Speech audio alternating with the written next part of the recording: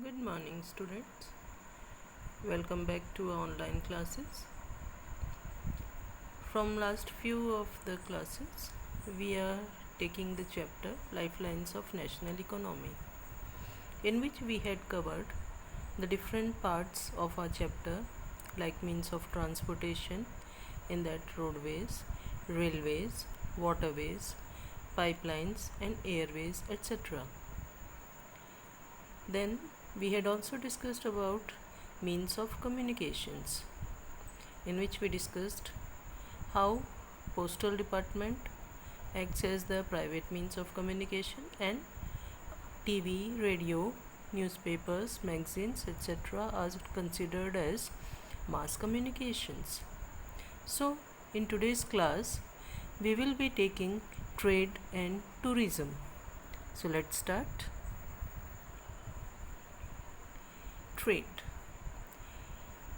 The exchange of goods and commodities among the people at a place or between the states and countries is called as trade. Now, market. Market is the place where this exchange of goods and commodities takes place. Now, types of trades. It is of different types, like to local trade, which takes place at within that area only. Then national trade means within the country, or we can also say regional trade. And next comes international trade, means between the different countries. Now with international trade or trade, you can say two terms are involved. They are external trade and internal trade. Internal trade means when trading activities are taken place within that limited area only, not outside the areas, is called as internal trade. External trade means suppose the trading activities are conducted with different states or regions or even the countries, they will be coming under external trade. Now international trade has two terms, export and import. Export means selling of goods to other countries, and import means purchasing goods from other countries. Okay. Now balance of trade. It's one of the most important part of the chapter. Like we have already seen that trading is very necessary for any country's economic development, especially international trade. Now because of that international trade, the economic progress of the country is also measured. Suppose this international trade is flourishing or developing more and more, automatically the country is considered as a developing, or you can say developed country. Now what is this balance of trade? Now we have just seen two terms which were export and import. So balance of trade means the ratio or difference between the value of total export value and the total import value is called as the balance of trade. Now this has two terms, or we can say it is of two types: favorable balance of trade and unfavorable balance of trade. We can also say positive balance of trade and negative balance of trade also. Favorable balance of trade means when the export value of a country is more as compared to its import value, is considered as favorable balance of trade. Like we can say USA, Japan, etc. Now unfavorable or negative balance of trade, it is completely opposite of that favorable balance of trade, means when the import value of a country is higher than its export value, is considered as unfavorable value of trade, or you can say unfavorable balance of trade. Now the last part of the chapter, tourism as a trade in India. What is tourism? movement of people from one place to another for entertainment, relaxation, and any other time passing activity to cool down themselves, to relax themselves is called as a tourism. Now, importance of tourism. It is one of the most flourishing business, or you can say activity, of any country, especially in India, because maybe the tourists which are coming to India, that percentage is very less as compared to other countries, but still this number is growing day by day. Like we can say around 14.1 trillion foreign exchange currencies value had taken place because of this tourism.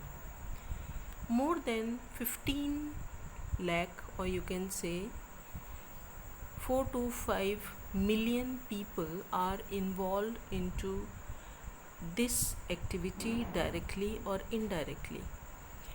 This also helps in the development of local handicraft, local artists, painters, singers, in the cultural exchange, etc. This is also very helpful in directly earning the foreign currency of our country.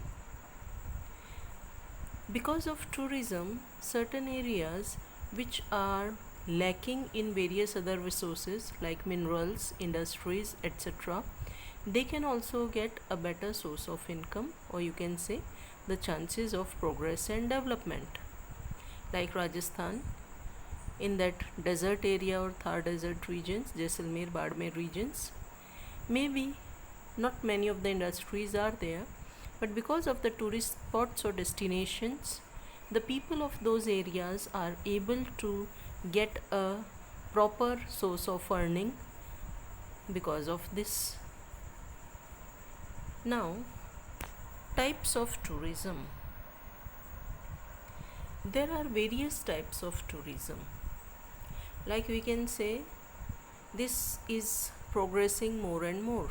So naturally, the tourists which are coming from different countries, this number is also increasing day by day. Most of the countries from which the tourists come to visit our country are from UK, Southeast Asia, USA, South Africa, UAE, and even you can say some of the other countries like even China, Sri Lanka, and the neighboring countries also.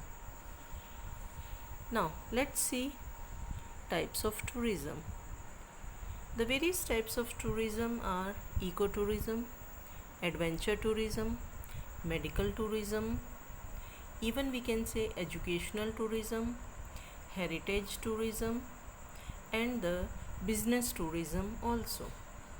So this way we have seen that tourism is that type of economic activity which is progressing very fast into our country, and its percentage in the economic growth of the country is increasing day by day. It just requires the proper government support and awareness among the people. Like instead of going to the foreign countries, if people start visiting our own countries, because lots of destinations are there which are not even visited by our Indian people, they don't even know, but they are very beautiful and having cultural, religious importance, even you can say historical importance also. Some new areas can also be developed as a tourist destinations, like you can say the interior regions of Himalayas, northeastern states, the temple towns of South India, where many of the tourists are still visiting. So this is all about tourism as a business, or you can say as an economic activity. So this way we end our chapter Lifelines of National Economy, in which we discussed all the different things. I hope you all must have understood how these activities help in the economic growth of a country or of a place. So It's all. Let's see you in the next class. Bye.